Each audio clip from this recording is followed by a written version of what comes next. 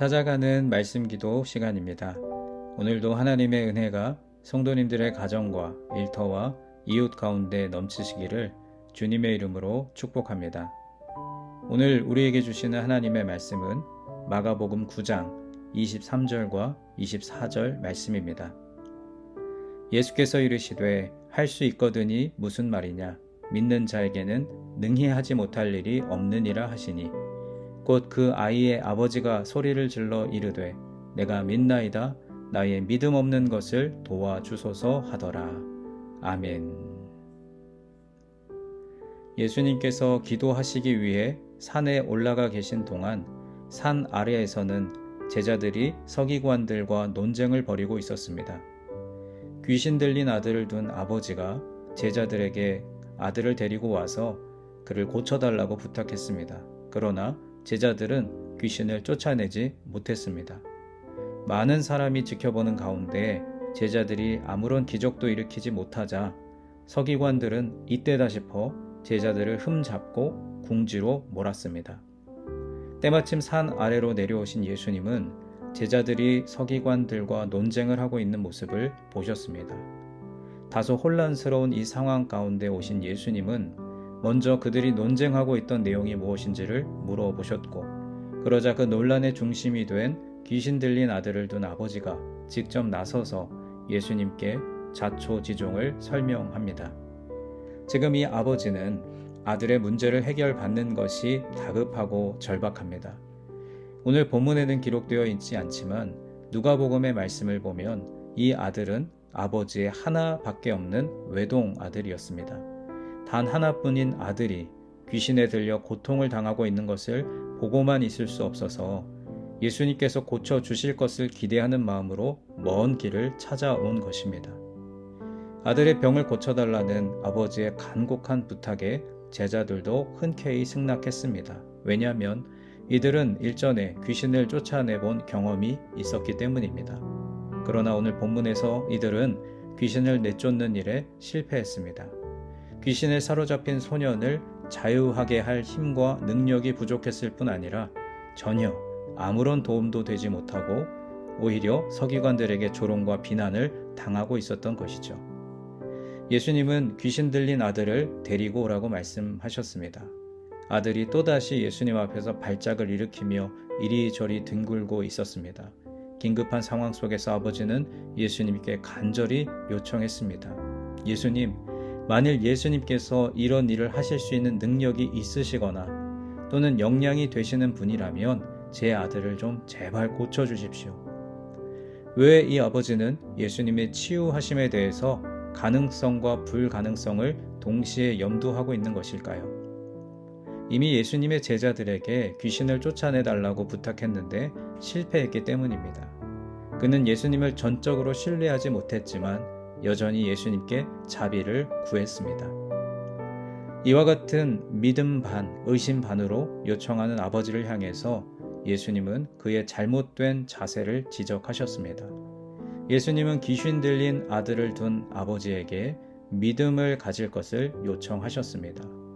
당신께서 할 수 있다면 이라니 하고 예수님께서 되물으신 것이죠. 예수님께서는 믿는 자에게는 능히 하지 못할 일이 없느니라 라고 말씀하셨습니다.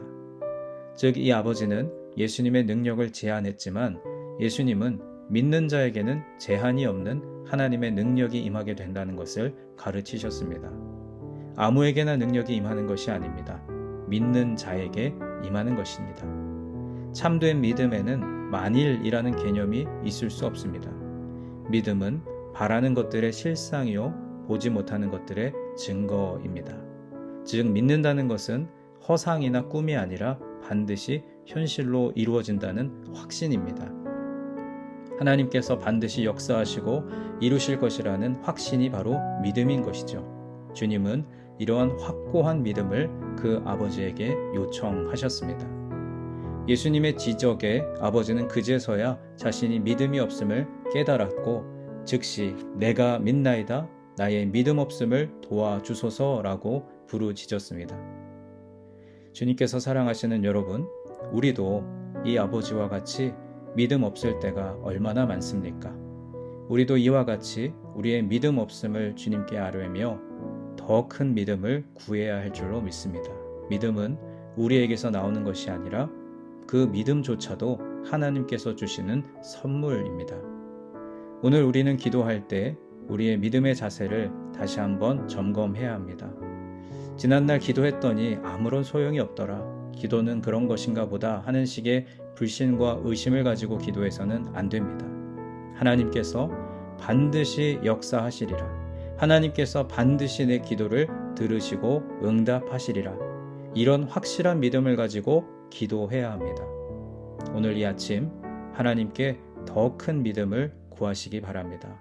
그리고 그 큰 믿음을 가지고 하나님께 간구함으로 하나님의 크신 은혜를 받는 저와 여러분 모두가 되기를 주님의 이름으로 간절히 축원합니다. 이제 오늘 주신 말씀을 붙들고 함께 기도하겠습니다. 사랑의 하나님, 우리의 믿음 없음을 겸허히 고백합니다. 주님께는 능치 못함이 없음을 믿고 확신하오니 우리의 믿음이 더욱더 성장하게 하옵소서. 오늘 우리에게 주신 말씀을 붙들고 함께 기도하겠습니다.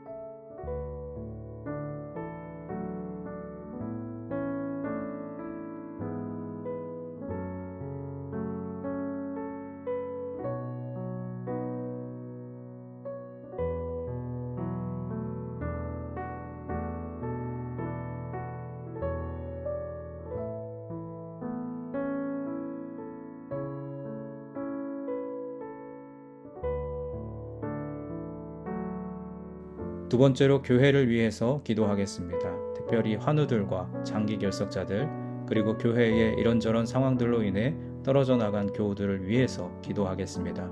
주님, 유니온의 환우들과 여러 가지 사정으로 교회에 나오지 못하고 계신 교우들을 축복하시어 그들의 마음과 육신이 날로 더욱 강건해지게 하옵소서. 어디에 있든지 늘 주님과 동행하는 삶을 살게 하옵소서. 우리 교회와 교우들을 위해서 함께 기도하겠습니다.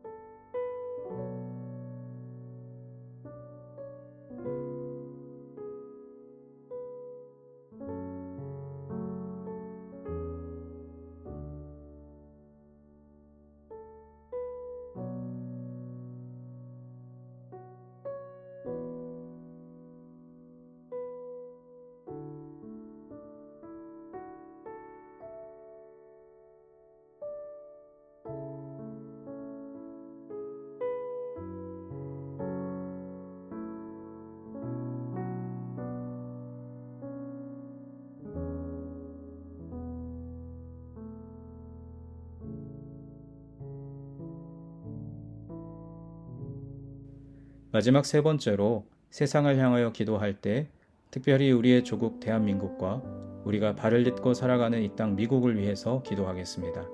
하나님, 대한민국과 미국의 지도자들을 바로 세워주시고 주님의 말씀이 조국과 이 땅에 바로 서게 하여 주옵소서.